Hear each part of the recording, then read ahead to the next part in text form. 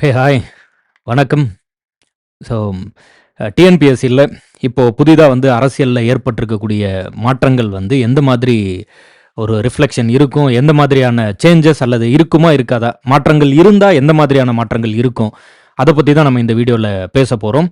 ஒரு புதிய கட்சி வந்து ஆட்சி அமைக்கிறாங்க. நம்ம இப்போ இதுவரையில் இருந்த ஒரு திராவிட வரலாறை தாண்டி புதிதாக வந்து திரு விஜய் அவர்கள் வந்து சிஎம் தமிழ்நாட்டோட முதலமைச்சராக வருவார் அப்படின்னு எதிர்பார்க்கப்படுது. ஒரு 10 சீட்டு தான் பற்றாக்குறை. அதை வந்து யார் வராங்க என்ன அப்படிங்கிறதெல்லாம் முடிவு பண்ணி கூட அதிகபட்சம் வந்து ஒரு 1 வீக்குள்ள ரிசல்ட் எல்லாம் சொல்லிட போகிறாங்க. அவர் முதலமைச்சர் ஆகுறாரு. ஸோ யார் வரப்போகிறாங்க என்ன, அதை பற்றின விஷயங்கள் எல்லாம் சொல்லுவாங்க. ஒரு உச்சபட்ச ஒரு பிரபலமாக இருக்கக்கூடிய ஒருவர் வந்து திரு விஜய் அவர்கள் வந்து இப்போ கட்சி ஆரம்பிக்கும் போது ஒரு மாற்றம், ஒரு பெரிய ஒரு இம்பேக்ட் இருக்குன்னு எதிர்பார்த்தது தான். ஆனால் கூட வந்து இவ்வளோ பெரிய ஒரு சேஞ்ச் வந்து யாருமே எக்ஸ்பெக்ட் பண்ணாத அளவுக்கு இருந்தது. ரொம்ப பெரிய ஒரு மாற்றமாக இருந்தது.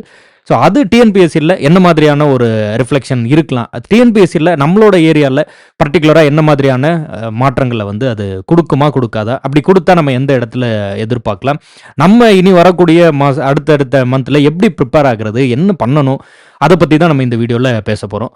முதல்ல சில கொஸ்டின்ஸ் வந்து நான் லிஸ்ட் அவுட் பண்ணிடுறேன், அதெல்லாம் கவனிங்க. அதுக்கப்புறம் அந்த கொஸ்டின் சார்ந்த ஆன்சர்ஸ் வந்து சொல்கிறேன். நான் ஏதாவது ஒரு கேள்விக்கு வந்து பதில் சொல்லாமல் இருந்திருந்தேன் அப்படின்னா கூட நீங்கள் அதை வந்து சேட்டில் சொல்லுங்கள். இப்போ பாருங்கள், எலெக்ஷன் ரிசல்ட் வந்தாச்சு. அப்போ வந்து ஆட்சி மாற்றம் ஏற்படுது. அப்போது ஃபஸ்ட்டு நம்பர் 1 நமக்கு வரக்கூடிய முதல் கேள்வி என்ன இருக்கும் அப்படின்னா, எக்ஸாம் பேட்டர்னில் சேஞ்சஸ் இருக்குமா அப்படிங்கிறது தான் நம்மளோட முதல் கேள்வியாக இருக்கும். எக்ஸாம் பேட்டர்னில் சேஞ்சஸ் அப்படிங்கிறது ஒன்றும் புதிதில்லை. பல ஆண்டுகளாகவே இது நடந்துகிட்டு இருக்கு. ஒவ்வொரு இடத்துல ஒவ்வொரு டைமில் ஒவ்வொரு மாதிரியான சேஞ்சஸ் இருக்குது, நடந்திருக்கு. நம்மளும் அதற்கு அடாப்ட் பண்ணியிருந்திருக்கோம். எடுத்துக்காட்டாக 2A எக்ஸாம் பொறுத்த வரையில் ஒரு காலத்தில் வந்து குரூப் 4 போல் 200 கேள்வி இருக்கும். 200 கேள்விக்கு சரியாக வந்து நம்ம பதில் கொடுத்தா நேராக போஸ்டிங் தான், இன்டர்வியூ கிடையாது, எதுவும் கிடையாது. குரூப் 4 போலவே குரூப் 2Aக்கும் அது மாதிரி தான் இருந்தது. அப்புறம் மெயின்ஸில் ஆட் பண்ணாங்க, ரிட்டன் எழுதி நம்ம வந்து பண்ணுற மாதிரி இருந்தது. அப்புறம் அப்ஜெக்டிவ் டைப்புக்கு மாறிச்சு. இப்போ ரீசன்ட் டைம்லேயே 2A எக்ஸாம்லேயே இந்த அளவுக்கு மாற்றங்கள் இருந்தது. சிலபஸில் கூட அப்பப்போ மாற்றங்கள் இருந்துகிட்டு தான் இருந்தது. ஆனால் கூட கடைசியாக ரீசண்டாக வந்து மிக பெரிய ஒரு மாற்றமாக தமிழை வந்து மாற்றினாங்க. அது ஒரு விதத்தில் மாற்றம் ஓகே, நல்ல விஷயம் அப்படின்னு இருந்தால் கூட இன்னொரு பக்கம் வந்து நிறைய நல்ல நல்ல பகுதிகள் வந்து அதில் இல்லாமல் போயிடுச்சு. தமிழ் சிலபஸ் வந்து ஒரு மிக அருமையான ஒரு சிலபஸாக இருந்தது. வந்து வேற்றுமொழி சொற்களுக்கு தமிழ், அது மாதிரி இப்போ இருக்க சிலபஸ் வந்து ஒரு வித்தியாசமாக இருக்குது, ஒரு மாதிரி டிஃப்ரெண்ட்டாக ஃபீல் ஆகுது. முன்னாடி இருந்தது வந்து சங்க இலக்கியங்களும், எனக்கு ரொம்ப பர்சனலாக பக்தி இலக்கியங்கள்.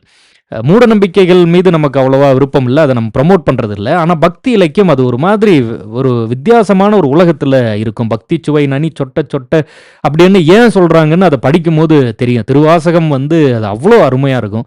அதெல்லாம் கொஞ்சம் காணும், அதெல்லாம் சிலபஸில் இல்லாமல் போன போது மறுபடியும் சரி பரவாயில்ல, அதற்கு அடாப்ட் பண்ணிக்கிட்டோம், படிக்கிறோம், இது நடந்துகிட்டே தான் இருக்குது. இப்போ எக்ஸாம் பேட்டர்ன் இது வரைக்கும் முன்னாடி மாறி இருக்குது. மாறின போதும் நம்ம மாணவர்கள் வந்து அடாப்ட் பண்ணியிருந்திருக்காங்க. அது நம்ம மீண்டும் மாறினாலும் மீண்டும் அடாப்ட் பண்ணலாம், அது பெருசாக நம்மளை பாதிக்காது. சிலபஸுமே அப்படிதான், சின்ன சின்ன மாற்றங்கள் இருக்கும்போது ஒன்றும் பெருசாக நமக்கு தெரிவிக்கலைன்னா கூட முக்கியமான சிலபஸை மாற்றும்போது கூட நம்ம அடாப்ட் பண்ணியிருக்கோம். நம்மளோட மிக முக்கியமான கேள்வி எங்கே இருக்கும் அப்படின்னா 2 இடத்துல. ஒன்று, சொன்ன டேட்டில் பரீட்சை நடக்குமா, ஆல்ரெடி வந்து ஒரு ஆனுவல் பிளானர் கொடுத்துருக்காங்க, அது சொன்ன டேட்டில் பரீட்சை நடக்குமா. 2வது வேக்கன்சி. மிக முக்கியமான ஒரு கேள்வி வந்து வேக்கன்சியில் என்ன மாதிரியான மாற்றங்கள் இருக்கும், இதுதான் நமக்கான கேள்வி. அண்ட் மோரோவர் தேர்தல் அறிக்கைகளில் வேக்கன்சி வந்து நிறையவே வந்து எதிர்பார்க்கலாம் அப்படிங்கிற மாதிரி சொல்லியிருந்தா கூட அது உடனடியாக எவ்வளோ சீக்கிரம் வந்து ரிஃப்ளெக்ஷன் இருக்கும், எப்போ எதிர்பார்க்கலாம், இது மாதிரியான கேள்விகள் தான் நிறைய இருக்குது. ஸோ அதில் நம்பர் 1 நீங்கள் வந்து பார்த்தீங்கன்னா, ஃபஸ்ட்டு ஆல்ரெடி இருக்கக்கூடிய டிஎன்பிஎஸ்சியில் வந்து நிறைய நல்ல விஷயங்கள் இருக்குது. நிறைய பேரை வேலைக்கு அனுப்பிச்சிருக்காங்க. ஒரு மாதிரி வந்து அது வந்து நிறைய பேரோட வாழ்க்கையில் பாசிட்டிவான இம்பேக்டை ஏற்படுத்தியிருக்கு. நிறைய நல்ல விஷயங்கள், நல்ல நல்ல அருமையான ஒரு சக்ஸஸ் ஸ்டோரிஸ் எக்கச்சக்கமாக கொட்டி கிடக்கு. ஆனால் கூட yes, we do have some issues, some problem with TNPSC board. TNPSC போர்டில் சில மாற்றங்கள் தேவை அப்படிங்கிற அளவுக்கு சில பிரச்சனைக்குரிய விஷயங்களும் இருக்குது. அதில் ரொம்ப நிறைய நம்ம வந்து ரொம்ப ரீசெண்டாக சொல்லணும் அப்படின்னா, அந்த இப்போ ரீசெண்டாக நடந்த மெயின்ஸ் எக்ஸாமில், குரூப் 2 எக்ஸாமில் கொஸ்டின் பேப்பரில் இருந்த சில பிரச்சனைகள் வந்து மாணவர்கள் ரோடு வரைக்கும் வந்து போராட்டம் பண்ணி அந்த எக்ஸாமை கேன்சல் பண்ணி மறுபடியும் ரீ எக்ஸாம் நடத்தி அந்த அளவுக்கு போனது. கொஸ்டின் பேப்பரில் சில கொஸ்டின்ஸை வந்து நம்ம தேர்வில் அந்த கொஸ்டினை வந்து இன்னும் கூட நல்லா வந்து சரியாக எடுத்துருக்கலாம், இல்லை வந்து அவுட் சோர்ஸ்னு போகும்போது எதை படிக்கிறதுன்னு தெரியல, அந்த மாதிரியான சில இஷ்யூஸ் எல்லாம் வருது. அது மாதிரி சில இஷ்யூஸ் இருக்கத்தான் செய்யுது. அதுக்காக வந்து டிஎன்பிஎஸ்சியில் நிறைய நல்ல விஷயம் இல்லைன்னு இல்லை, எக்கச்சக்கமான சக்ஸஸ்ஃபுல் ஸ்டோரிஸ், நிறைய பேரோட வாழ்க்கையில் நிறைய நல்ல நல்ல மாற்றங்களை இந்த பரீட்சைகளும் இந்த தேர்வுகளும் ஏற்படுத்தியிருக்கு. அதுலேயும் வந்து மாற்று கருத்து இல்லை. இப்போ தேர்தல் அறிக்கை என்ன சொல்லுது? தேர்தல் அறிக்கையில பல லட்சம் வேலை வாய்ப்புகள் உருவாக்குறத பத்தி பேசியிருக்காங்க. அப்போ மேபி டிஎன்பிஎஸ்சி போர்டுல வந்து வேக்கன்சிஸ் அதிகம் வரலாம் அப்படின்னு நம்ம எதிர்பார்க்கலாம். அது எப்படி எவ்வளோ சீக்கிரம் வரும்? உடனடியா நடக்குமா? ஏன்னா இப்போ கவர்மெண்ட்ட ஃபார்ம் பண்ணி இது என்ன ஏது அப்படின்னு எல்லாம் அடாப்ட் பண்ணி அடுத்து ஒரு வேக்கன்சி சொல்லும்போது 1 வருஷம் போயிடுச்சுன்னு வச்சுக்கோங்க. மேபி இப்போ 2027ல வேக்கன்சி குடுக்குறாங்கன்னா, இந்த 1 வருஷம் 2026 இழந்தவங்க மீண்டும் யாருக்கும் கிடைக்காது. இந்த 1 வருஷத்துல வயசு பாராயி போயிடுச்சுன்னா, இப்போ கொரோனா வந்தபோது ஒரு 2 டூ 3 வருஷம் வந்து நோட்டிஃபிகேஷனே இல்லாம கம்ப்ளீட்டா வந்து எல்லாத்தையும் ஸ்டாப் பண்ணி மறுபடியும் நோட்டிஃபிகேஷன் குடுத்து எக்ஸாம் வந்ததுன்னு வச்சுக்கோங்க. ஆனா, அந்த 2, 3 வருஷத்துல தன்னோட ஏஜ் பார் ஆகி எக்ஸாம் எழுத முடியாம போயிருந்தா என்ன பண்றது? அந்த 3 வருஷம் மீண்டும் கிடைக்கவே கிடைக்காது. காலம் வந்து உயிர் போன்றது நம்ம சொல்லலாம். அந்த அளவுக்கு போனா வரவே வராது. அந்த மாதிரியான ஒரு விஷயம். அப்போ நீங்க நமக்கு 2027ல நோட்டிஃபிகேஷன் வந்து வேக்கன்சி வந்து நெறைய வேக்கன்சி வந்து ஒரு மாதிரி பாசிட்டிவா இருந்தா கூட, இப்போ போன இந்த 2026 கிடைக்காது. ஆல்ரெடி பாதி ஆண்டு ஓடி போயிடுச்சு. அடுத்த பாதி ஆண்டுகள்ல டிஎன்பிஎஸ்சில நெறைய வேக்கன்சி வரும், பரீட்சை வரும். நம்ம வந்து நம்மளோட வாழ்க்கைய மாத்திரலாம் அப்படின்னு எதிர்பார்த்துட்டு இருக்கோம். அப்போ வந்து மேபி ஏதாவது மாற்றம் வந்துருமோ அப்படின்னு ஒரு பயமா இருக்கு அப்படின்னா இருக்கு. ஆனாலும் வேற வழி இல்ல. எது எப்படி இருந்தாலும் அத நம்ம அடாப்ட் பண்ணிக்கிட்டு படிக்கலாம். நம்பிக்கையோட வந்து இருங்க. அதுதான் நான் சொல்லுவேன். இன்னும் மோர் டெப்த்தா வந்து நம்ம அனலைஸ் பண்ணலாம். இது அப்படியே வந்து மாற்றம் எல்லாம் வந்தா கூட ஹவ் குயிக் எவ்வளோ சீக்கிரம் அந்த மாற்றம் வரப்போகுது? இந்த வருஷம் என்னவாகும்? அடுத்த 6 மாதம் என்னவாகும்? பிளானர் என்னவாகும்? இது எல்லாத்தையும் தாண்டி இன்னொரு கொஸ்டின் இருக்கு. அது வந்து இப்போ இவ்வளோ நாளா நம்ம சில பாயிண்ட்ஸ் படிச்சு வச்சிருப்போம். திட்டங்கள் நெறைய படிச்சு வச்சிருப்போம். அதிலே 2021லிருந்து 26க்குள்ள வந்து எக்கச்சக்கமான திட்டங்கள் வந்து படிச்சு வச்சிருக்கோம். அப்ப அதெல்லாம் கேட்பாங்களா? இல்லையா? சரி 21 விட்டுருங்க. அதுக்கு முன்னாடி இருந்தது எவ்வளவோ திட்டங்கள் வந்து நம்ம படிச்சு வச்சிருக்கோம். குறிப்பா யூனிட் 5ல எக்கச்சக்கமான திட்டங்கள் வந்து நம்ம படிச்சிருப்போம். அது என்னவாகும்? நம்ம ஆல்ரெடி படிச்சு வச்சது என்னவாகும்? குறிப்பா ப்ரீவியஸ் ஆஸ்பிரண்ட்ஸ் ஏற்கனவே பரீட்சையில 1 மார்க் 2 மார்க்ல விட்டுருப்போம். மறுபடியும் இந்த வருஷம் எழுதி வேலை வாங்கிடலாம்னு நினைக்கும்போது ஆல்ரெடி படிச்சத நல்லா ரிவைஸ் பண்ணி ஷார்ப்பா இருக்கும். இப்ப என்னவாகும்? அப்படின்னு ஒரு பெரிய கேள்வி இருக்கு. ஸோ அடுத்ததுல ஒரு ஆஸ்பிரண்டா நம்ம வந்து என்ன எதிர்பார்க்கலாம்? ஒரு இன்ஸ்டிடியூட்டா என்னோட சைடுல இருந்து நான் வந்து உங்களுக்கு என்ன ஹெல்ப் பண்ண முடியும்? எந்த விதத்துல உதவியா இருக்க முடியும்? இத பத்தி எல்லாமே வந்து பேசலாம். இது எல்லாத்தையும் ஆரம்பிக்கிறதுக்கு முன்னாடி ஒரு விஷயம் நான் சொல்லணும்னு நினைக்கிறேன். எப்போதுமே keep com, listen, strike and take your victory அப்படின்னு ஒரு ஸ்டேட்மெண்ட் நான் படிச்சிருக்கேன். புத்தகங்கள் அதுல வந்து இந்த ஒரு இது எனக்கு ரொம்பவும் பிடிக்கும். அதாவது கீப் காம். ஒரு பெருசா புயல் அடிக்கும்போது கூட நிதானமா இருங்க. ஐயா அப்துல் கலாம் அவர்கள் கூட சொல்லியிருப்பாரு. நிதானமாக வந்து நம் மீது வரக்கூடிய எரியப்படக்கூடிய அந்த அம்புகளை வந்து கவனிச்சு அதிலிருந்து நம்ம வந்து மீண்டு வரணும். அதற்கு பதிலா கண்ண மூடிறக்கூடாது அப்படின்னு சொல்லுவாங்க. அதுபோல வந்து புயல் அடிச்சாலும் சரி, அது வந்து மாற்றங்கள்லாம் வந்தாலும் சரி, எப்படிப்பட்ட ஒரு சூழல் இருந்தாலும் நிதானமாக, கவனமாக, ஒரு தெளிவா வந்து என்ன நடக்குது? என்ன மாரியான மாற்றம் நடக்குது? நம்மளோட பிளஸ் என்ன? நம்மளோட மைனஸ் என்ன? நம்ம எந்த சப்ஜெக்ட் படிச்சிருக்கோம்? என்ன படிக்கல? எங்க மாற்றம் வரலாம்? எந்த மாதிரியான கொஸ்டின் பேட்டர்ன் மாறலாம்? என்ன ஏதுங்கிறத தெளிவா கால்குலேட் பண்ணி ப்ராப்பரா வந்து பிளான் பண்ணி அந்த பரீட்சையை நம்ம வந்து கிளியர் பண்றோம். எப்போ வந்தாலும், எப்படி வந்தாலும், என்ன வேஷத்துல எப்படி வந்தாலும் அதை கிளியர் பண்ணி நம்ம வேலை வாங்குறோம். அதுக்கு நம்ம வந்து முதல்ல ஃபர்ஸ்ட் விஷயம் வந்து ரொம்ப வந்து ஒரு மாதிரி பதட்டமாவோ, அது இதுன்னு ஒரு மாதிரி வந்து போட்டு குழப்பிக்கிட்டு ஒரு மாதிரி மைண்டை வந்து கன்ஃபியூஸ் பண்ணிக்க கூடாது. ரிலாக்ஸ்டா இருங்க, காமா இருங்க. ஒரு தெளிந்த நீர் போல வந்து மிகவும் வந்து அமைதியாக என்ன நடக்குது அப்படிங்கிறத ஒரு கவனமா பாருங்க. அதிலிருந்து நம்ம வந்து ஒரு திட்டமிடலாம். அதை வச்சு நிச்சயமாக நம்ம வந்து வெற்றி பெறலாம். First keep com. அதுதான் வந்து எவ்வளோ பெரிய மாற்றம் வந்தாலும் சரி, வரலைனாலும் சரி, என்னோட சைட்ல இருந்து நான் சொல்ல நினைக்கிறது என்ன அப்படின்ட்டுனா, நிதானமா கவனிங்க. என்ன நடக்குதுன்னு பாருங்க, பார்த்துக்கலாம். ஒரு மெயின்ஸ் பாயிண்ட் ஆஃப் வியூல நம்ம வந்து எந்த ஒரு விஷயத்தையும் ஒரு சென்சிட்டிவான விஷயத்த வந்து கேள்வியா கேட்டா கூட, ஒரு முறை மெயின்ஸ்ல வந்து ஹானர் கில்லிங் பத்தி கேட்டிருந்தாங்க. அதாவது ஆணவ படுகொலை. ஜாதி ரீதியா, மத ரீதியா இது மாதிரி வந்து நடக்கக்கூடிய அந்த மிக மோசமான ஒரு விஷயம். இந்த ஆணவ படுகொலை பற்றி உங்களுடைய கருத்தை சொல்லுங்க. அப்படின்னு ஒரு மெயின்ஸ் கேள்வி டிஎன்பிஎஸ்சில கேட்டிருந்தாங்க. அது மாதிரி எல்லாம் வந்து சென்சிட்டிவான விஷயத்த கேள்வியா கேட்டா கூட நீங்க வந்து ப்ரோஸ் அண்ட் கான்ஸா பிரிச்சு என்னென்ன இஷ்யூஸ் இருக்கலாம், என்னென்ன மாதிரியான மாற்றங்கள் வரலாம், இது எல்லாத்தையும் வந்து லிஸ்ட் அவுட் பண்ணுங்க அப்படின்னு சொல்லுவோம். அதே மாதிரி ஒரு ஸ்டூடெண்ட்டா, ஒரு ஆஸ்பிரண்டா நம்ம வந்து இந்த விஷயத்த ஸ்ப்ளிட் பண்ணி பார்ப்போம். பாருங்க. முதல்ல வந்து இதுல என்ன மாதிரி பாசிட்டிவா நடக்கலாம் அப்படின்னு பார்ப்போம். நடக்குதோ நடக்கலையோ அதை பத்தி தெரியாது. நம்ம நடந்தாலும் நடக்கலனாலும் எல்லாத்துக்கும் தயாரா இருப்போம். பெஸ்ட் கேஸ் நடந்தா நல்ல விஷயம். வாழ்த்துக்கள். ஒருவேளை ஒர்ஸ்ட் கேஸ் அப்படின்னாலும் அதற்கும் நம்ம தயாரா இருப்போம். இதுதான் நம்ம பண்ண முடியும் இல்லையா? அதனால பெஸ்ட் கேஸ்க்கு என்ன, ஒர்ஸ்ட் கேஸ்க்கு என்ன நடக்கலாம் அப்படிங்கிறத நம்ம முன்கூட்டியே யூகிச்சு நம்ம கற்பனை மூலமாக இப்படி நடந்தா என்ன, இப்படி நடந்தா என்ன அப்படிங்கிறத யூகிச்சு ஒரு திட்டமிட்டு ஒரு விவாதம், ஒரு டிஸ்கஷன் ஒன்று நம்ம பண்ணி வைப்போம். ஸோ தட் எது எப்படி வந்தாலும் நம்ம வந்து சர்ப்ரைஸா ஐயோ இப்படி நடந்துருச்சு அப்படின்னு இல்லாமல் ஓகே நான் இப்படி வந்தா இப்படி பண்ணிக்கணும்னு நினைச்சேன், இப்படி நடந்தா இந்த மாதிரி ப்ரிப்பேர் ஆகிக்கணும்னு நினைச்சேன் அப்படின்னு நம்ம let us be prepared. For the outcomes. சரி, இதில் நம்பர் 1 பாருங்க. ஃபர்ஸ்ட் வந்து இந்த வேகன்சி வந்து அதிகரிச்சா, பேட்டர்ன் மாறினா, சிலபஸ் மாறினா, அது எல்லாத்தையும் தாண்டி நம்பர் 1 நம்ம வந்து ஃபர்ஸ்ட் நம்மளை டைரக்டா அஃபெக்ட் பண்ணக்கூடிய ஒரு பெரிய விஷயம், ஒரு ஆஸ்பிரண்ட்டை the thing that kills an aspirant அப்படின்னு சொல்லணும்னா கூட, ஒரு மாணவன் வந்து அந்த பரீட்சைக்கு படிக்கிறதுல இருந்து விட்டுட்டு போற அளவுக்கு ஒருத்தரை பாதிக்கும் அப்படின்னா 2 விஷயம் தான். அதுல 1, அந்த தேர்வு வந்து சரியான நேரத்திற்கோ, த ரைட் டைம் சொன்ன நேரத்திற்கு வராம, ரிசல்ட் சொன்ன நேரத்திற்கு வராம, இன்டர்வியூ சரியான நேரத்துக்கு நடந்துராம, அல்லது வந்து அந்த எல்லாம் முடிச்ச பிறகு போஸ்டிங்க்கு கூப்பிட்டுக்காம எங்கேயாவது டிலே பண்ணா, அந்த நேர விரயம் வந்து பெரிய லெவல்ல ஒரு ப்ரெஷரா இருக்கும். அதுல மாற்று கருத்தே இல்ல. அல்லது ஒரு எக்ஸாம்ல மிஸ் பண்ணிட்டா அடுத்த எக்ஸாம் வரதுக்கு 2 வருஷம் ஆச்சுன்னா மிகப்பெரிய அளவுல வருத்தமா இருக்கும். நம்பர் 1, அந்த சொன்ன டைம்ல ஒரு நினைச்ச நேரத்துல வேகன்சி வராம, ஒரு ஃபிக்ஸ்டு இப்ப யுபிஎஸ்சிலாம் கரெக்ட்டா இந்த மாதம் பரீட்சை அப்படின்னா, அந்தந்த மாதத்துல வரும்போது அது 500 வேகன்சியா இருந்தாலும் கூட, அத வந்து நம்ம வந்து முயற்சி பண்ணி படிக்கிறதுக்கு நமக்கு ஆர்வமா இருக்கும். ஸோ அப்போ ஃபர்ஸ்ட் நமக்கு மிக முக்கியமா வந்து அந்த பிளானர்ல சொன்னபடி வேகன்சி வந்ததுன்னா ரொம்ப நல்லா இருக்கும். 2வது மிக மிக முக்கியம், இது எல்லாத்த விட மோஸ்ட் இம்பார்ட்டன்ட்டான ஒரு விஷயம் எது அப்படின்னா வேகன்சி. இப்போ எக்ஸாம் ரொம்ப கடினமா இருந்து ஒரு 50,000 வேகன்சி 30,000 வேகன்சின்னு வந்தா கூட கொஞ்சமாச்சு அதுல ஒரு ஒரு நல்ல விஷயம் இருக்கும். எக்ஸாம் ரொம்ப ஈஸியா இருந்து வேகன்சியே இல்ல அப்படின்ட்டுனா அது ரொம்ப இதா போயிடும். அப்போ எல்லாத்துக்கும் ரொம்ப முக்கியமான ஒரு சிம்ம சொப்பனமான ஒரு விஷயம் என்ன அப்படின்னா வேகன்சி. ஸோ அப்போ ஒரு நல்ல வேகன்சி வந்தது அப்படின்ட்டுனா ரொம்ப நல்லா இருக்கும். ஸோ மேபி நம்ம அந்த ப்ரோஸ்ல ஒரு நல்ல வேகன்சி வந்தது அப்படின்ட்டுனா இது ரொம்ப இம்பார்ட்டன்ட்டான ஒரு ஃபேக்டர். நல்ல விஷயம், நிறைய பேர் படிப்பாங்க. முன்னாடியே படிச்சுக்கிட்டு இருக்கவங்க நம்ம எந்த விஷயம் என்ன அப்படிங்கிறதெல்லாம் அனலைஸ் பண்ணி படிச்சாங்க அப்படின்ட்டுனா மேபி வந்து அது இன்னும் பாசிட்டிவா போய் முடியலாம். ஒரு சீக்கிரமா வந்து பரீட்சை வந்து ரிசல்ட் குடுக்குறது, ப்ராப்பரான ஒரு கொஸ்டினை வந்து செட் பண்றது, இந்த பேட்டர்ன் சொல்றது, ஒரு ப்ராப்பரான பிளானர், எல்லா வருஷமும் இந்த ஆண்டு வந்து பரீட்சை நடக்கும் அப்படிங்கிற மாதிரியான ஒரு பிளானர், அது போல வந்து இதெல்லாம் நடந்ததுன்னா ரொம்பவே நல்லா இருக்கும்.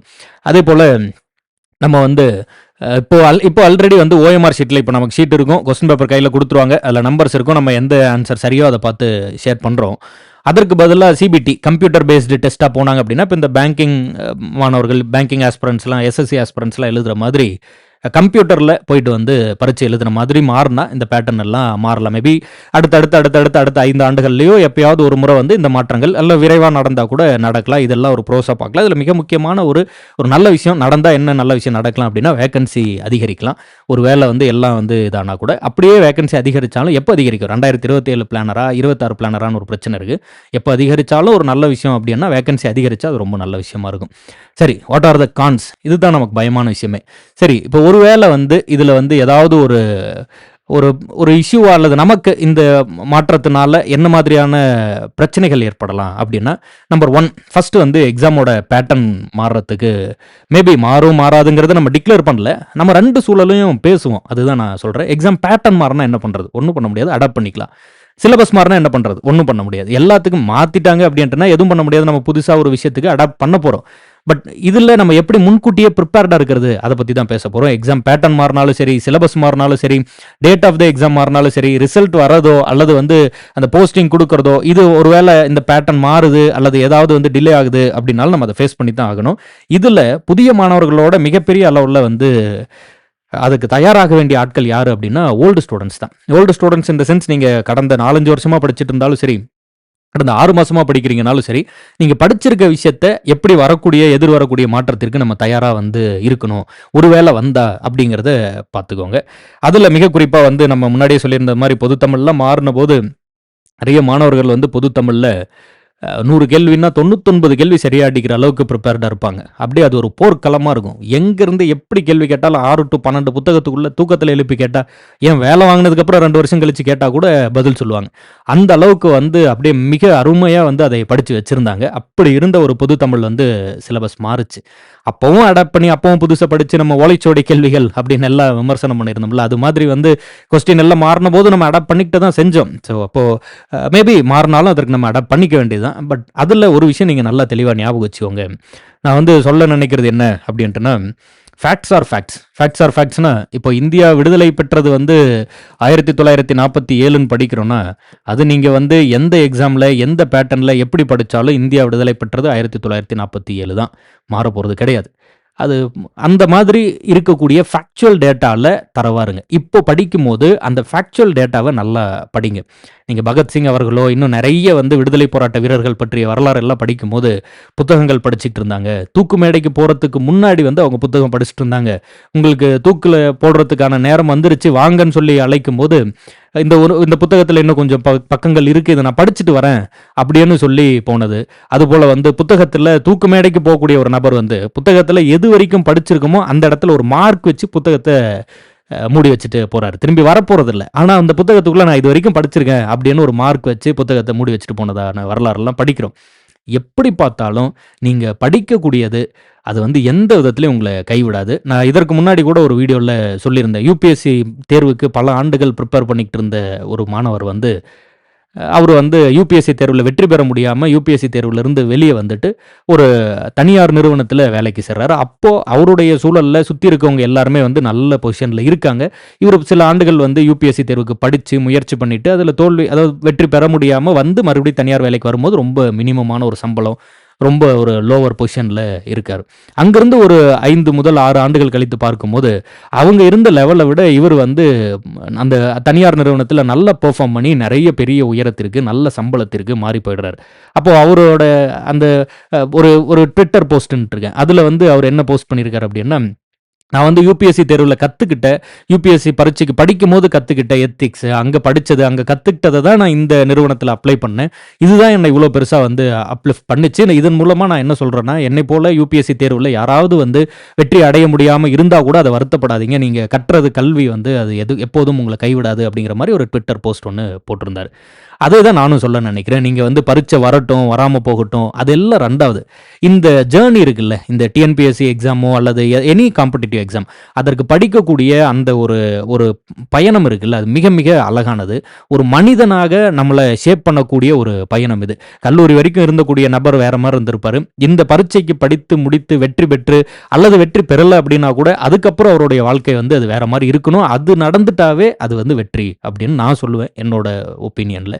ஸோ அப்போ முழுமையாக நீங்க வந்து நம்மளுடைய வரலாறுகள, நம்மளோட புவியியல், நம்மளோட அரசியலமைப்பு, இது போல மாறாத சில விஷயங்கள் இருக்கு. யார் வந்தாலும் அரசியலமைப்பு மாறப் போறதில்லைல்ல. யார் வந்தாலும் ஐஎன்எம்ல இருக்கக்கூடிய டேட்டா மாறப் போறதில்ல. தமிழ்நாட்டின் விடுதலை போராட்ட வரலாறு மாறப் போறதில்ல. அந்த மாறாத டேட்டாஸ நல்லா ஸ்ட்ராங்கா படிங்க. புதுசா கதை கேட்கிறவங்க, அதாவது புதுசா பரீட்சைக்கு படிக்க ஆரம்பிக்கிறவங்க, அத எல்லாத்தையும் நல்லா ஸ்ட்ராங்கா படிங்க. மேபி இந்த கரண்ட் அஃபேர்ஸ் மாறலாம். இதற்கு முன்னாடி நம்ம கடந்த 5 ஆண்டுகள்ல இருந்த ஸ்கீம்ஸோட ரிஃப்ளெக்ஷன் மேபி இல்லாம போலாம்.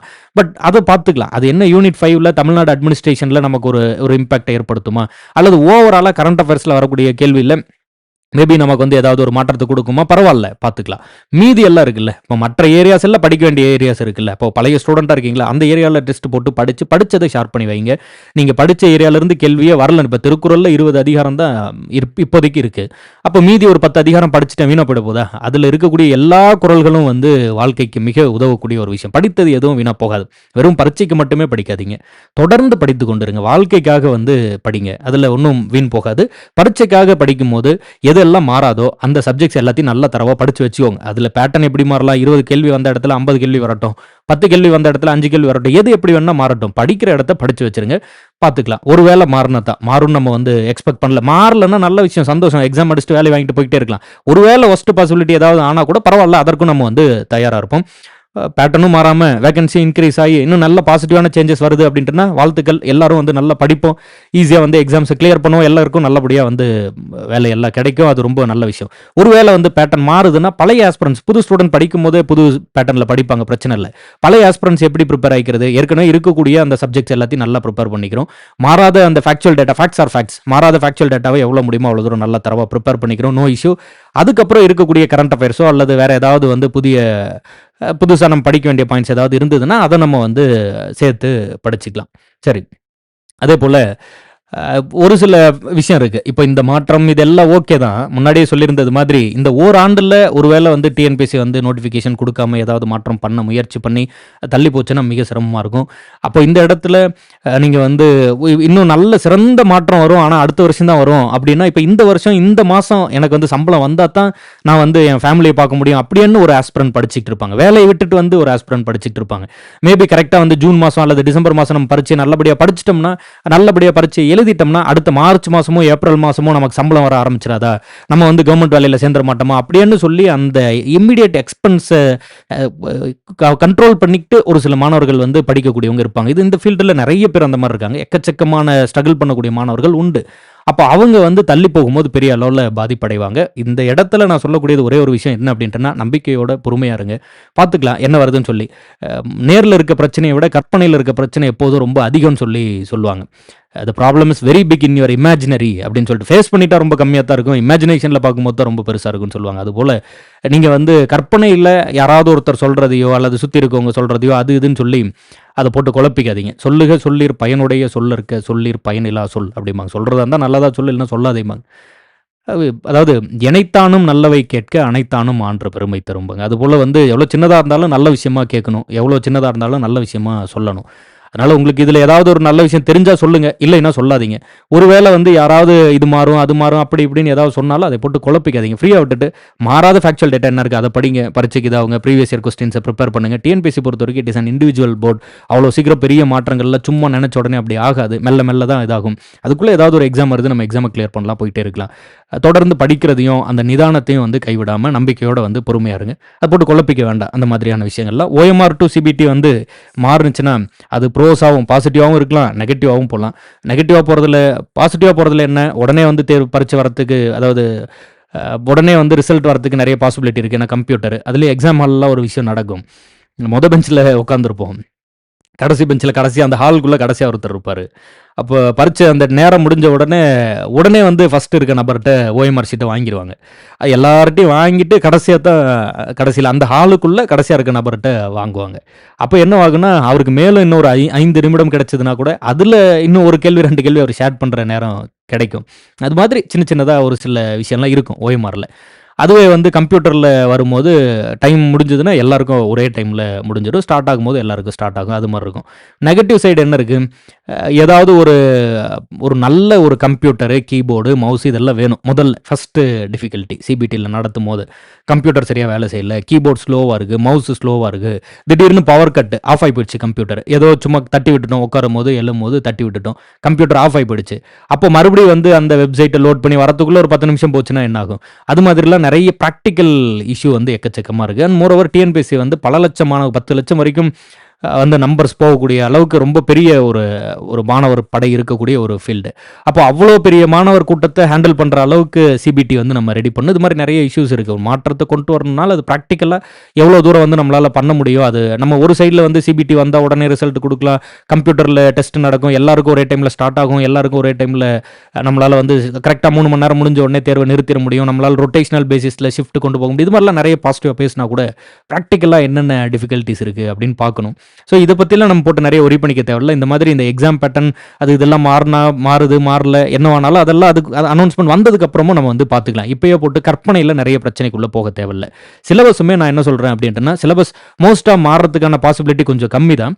அப்படி ஒரு வேளை ஏதாவது மாறினாலோ, இப்போ தமிழோ இல்லை அது மாதிரி ஏதாவது மேஜர் சப்ஜெக்டில் ஏதாவது மாற்றம் வருது, தகுதி தேர்வு இருக்குது, அது மாதிரிலாம் ஏதாவது மாற்றம் வருதுன்னா கூட அந்த டைம்லையுமே கூட ஃபேக்சுவல் டேட்டா தான், நீங்கள் படித்தது வீணாக போகாது. அதனால் அதை நம்பிக்கையோடு படிங்க. கரண்ட் அஃபேர்ஸ் வந்து நம்ம பார்த்துக்கலாம். அதே போல் வந்து இப்போ நீங்கள் படிச்சுட்டு இருக்க மாணவர்கள் தோய்ந்து போயிட வேண்டாம். இது இன்னும் கொஞ்ச நாள் பார்த்துட்டு படிக்கிற அது இதுன்னு நேரத்தை விட்டுறாதீங்க. இப்போ விட்டால் மறுபடியும் படிக்கவே முடியாது. அதனால கம்பல்சரியாக படிங்க. அந்த அந்த ப்ராசஸை வந்து ஸ்டாப் பண்ணிக்காதீங்க. கண்டினியூஸ்லி அக்வயர் நாலேஜ், அதுதான் நான் வந்து சொல்லுவேன். புதிய மாணவர்கள் உள்ளே வரீங்க அப்படின்ட்டுனா எப்பவும் போல் ஸ்கூல் புக் 6 to 10 ஸ்டார்ட் பண்ணுங்கள். 11, 12வது புத்தகம், ஐஎன்எம் ஸ்டோரிஸ் தெரிஞ்சுக்கோங்க, தமிழ்நாட்டின் வரலாறு தெரிஞ்சுக்கோங்க, தமிழ்நாட்டின் அரசியலமைப்பு, இந்தியாவின் அரசியலமைப்பு, இந்தியாவின் விடுதலை போராட்டத்திலிருந்து அரசியலமைப்பு எழுதினது, இந்த வரலாறு எல்லாம் தெரிஞ்சுக்கோங்க. ஸோ இது மாதிரி அந்த பேசிக்ஸ் எல்லாத்தையும், அந்த ஸ்டோரி எல்லாம் கேளுங்க, படிங்க, ஸ்கூல் புக்கில் இருக்க டேட்டாவை படிங்க, ரிவைஸ் பண்ணுங்கள், டெஸ்ட் போட்டு பாருங்கள். இந்த டேட்டாஸை, இந்த ஸ்டாட்டிக் டேட்டாஸை நல்லா வந்து ரிவைஸ் பண்ணி வச்சுக்கோங்க. அதுக்கப்புறம் என்ன நடக்குது அப்படிங்கிறத நம்ம நிதானமாக வந்து பார்த்துக்கலாம். எது எப்படி இருந்தாலும் எப்போதும் நம்ம சொல்லக்கூடிய ஒரு விஷயம் இருக்குது. அதாவது என்னென்னா, ஏன் என்ன எப்படி அதை பற்றிலாம் எனக்கு தெரியாது, ஆனால் நான் நிச்சயமாக பாஸ் ஆயிடுவேன் அப்படின்னு ஒரு முட்டாள்தனமான ஒரு நம்பிக்கை ஒன்று அவசியம். அது நான் எப்போதும் எல்லாருக்கும், நம்மளுடைய இந்த டிஎன்பிஎஸ்சி மாணவர்கள்ட்ட எப்போதும் சொல்கிறது உண்டு. ஏன் என்ன எப்படின்லாம் தெரியாது, ஆனால் நான் பாஸ் ஆயிடுவேன் அப்படின்னு பிளைண்டாக நம்புங்க. அது ஏதோ ஒரு விதத்தில் உங்களுக்கு அந்த நம்பிக்கை வந்து கை கொடுக்கும். நம்பிக்கையோட நீங்க வந்து படிக்க தொடங்குங்க. நேரத்த விட்றாதீங்க. இந்த மாற்றமோ அல்லது வருமா, வராதா அப்படிங்கிறத நான் பார்த்துட்டு அதுக்கப்புறம் படிக்கிறேன் அப்படின்னு நேரத்த விட்டுட்டீங்கன்னா போச்சு. அதேபோல படிச்சுக்கிட்டு இருக்கவங்க அந்த அந்த வேகத்த குறைச்சிக்காம முன்னாடி எப்போதும் இருந்தத விட இன்னும் பல மடங்கு வேகத்தோட நல்லா படிங்க. ஸ்கூல் புத்தகத்த நல்லா படிங்க. எல்லா விதமான அந்த டெஸ்ட்டு, பிராக்டிஸ் அது எல்லாத்தையும் எப்போதும் போல தொடர்ந்து வந்து படிச்சுக்கிட்டே இருங்க. பார்த்துக்கலாம். அதேபோல முன்னாடி சொல்லியிருந்தது மாரி தான். Whatever the odds are just believe you will win and yes you will win. எந்த மாதிரியான ஒரு சூழல் இருந்தாலுமே கூட நான் வெற்றி பெறுவேன் அப்படின்னு நம்புங்க. அது நிச்சயமாக நீங்க வெற்றி பெறுவீங்க. அதில எனக்கு வந்து நம்பிக்கை இருக்கு. ஒரு ஓவரால் ஒரு பிக்சரா சொல்ல விரும்புறது என்ன அப்படின்ட்டுனா, சூழல் எப்படி வேணாலும் இருக்கட்டும். நல்ல விதமான மாற்றம் வரும். அப்படி இல்ல நமக்கு வந்து எக்ஸாம்ல வந்து மேபி வந்து இன்னும் கொஞ்சம் டிலே ஆகுது அல்லது எப்படி எந்த விதமான மாற்றம் வந்தாலும் சரி. எக்ஸாம் பேட்டர்ன், சிலபஸ் அது இது எது எப்படி இருந்தாலும் சரி, நம்ம பாஸ் ஆகுறது உறுதி. நம்மளோட சைட்ல இருந்து என்னால என்னென்ன சப்போர்ட் பண்ண முடியுமோ, என்னென்ன சப்ஜெக்ட்ஸ் ஒரு வேள வந்து அந்த எக்ஸாம் பேட்டர்ன், சிலபஸ் இதெல்லாம் எந்தெந்த விதத்தில உங்களுக்கு வந்து அந்த பரீட்சைக்கு உதவ முடியுமோ, எல்லா விதத்திலயும் என்னோட சைட்ல இருந்து நான் எஃபோர்ட்ஸ் போட தயாரா இருக்கேன். எல்லா டைம்லயுமே வந்து நீங்க எக்ஸாம பாஸ் பண்ணி வேலைய வாங்குற வரையில வந்து நிச்சயமா வந்து நம்ம இன்ஸ்டிடியூட்டும் சரி, நானும் சரி கூட இருப்போம். அண்ட் அது எல்லாத்தையும் தாண்டி எனக்கு நம்பிக்கை இருக்கு. அதனால நம்ம வந்து வேண்டிப்போம். உங்களுக்கு பிடித்த எந்த கடவுள்ட்ட வேணாலும் வேண்டிக்கோங்க. கடவுள் நம்பிக்கை இல்லனாலும் பரவால்ல. நீங்க வந்து ஒரு நம்பிக்கை வச்சுக்கோங்க. நிச்சயமா வந்து எல்லாம் பாசிட்டிவா நடக்கும். நம்ம வந்து எக்ஸாம கிளியர் பண்றோம், வேலைய வாங்குறோம் அப்படின்னு ஒரு நம்பிக்கையோட வந்து படிச்சுட்டு இருக்கவங்க தொடர்ந்து படிங்க. புதுசா படிக்கிறவங்க இருக்கக்கூடிய மாறாத அந்த டேட்டாஸ்ல எல்லாத்துலயும் நெறைய கான்சன்ட்ரேட் பண்ணி முன்னாடியே ப்ராசஸ ஸ்டார்ட் பண்ணிக்கோங்க. Preparation comes before success even in dictionary அப்படின்னு ஒரு ரொம்ப பழகிய ஒரு ஸ்டேட்மெண்ட் ஒன்று. அதனால வந்து வெற்றிக்கு முன்னாடி எப்போதுமே வந்து அந்த திட்டமிடல், அந்த ப்ரிப்பரேஷன் வந்து இருக்கணும். அது இருக்கவங்க நிச்சயமா வெற்றி பெற்றுடுறாங்க. ஸோ வெற்றிவேல் வீரவேல் அப்படின்னு தொடர்ந்து படிங்க. பார்த்துப்போம். நன்றி. தேங்க்யூ.